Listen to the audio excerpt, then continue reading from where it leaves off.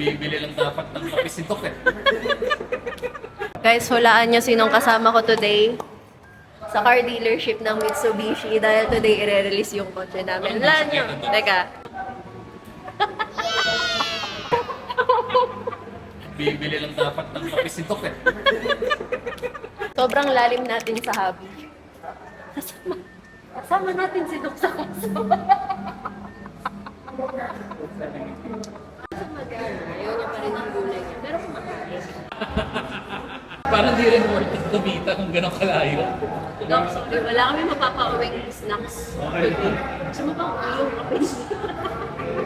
Akala ko sasabihin mo, Doc, uwi mo na lang yung kotse dyan. Ito yung jacket. Ang cute niya nung umalis siya ng bahay. Naka-jacket ko.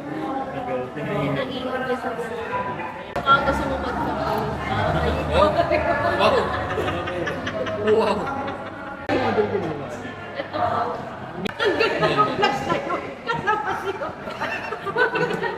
Guess. Pero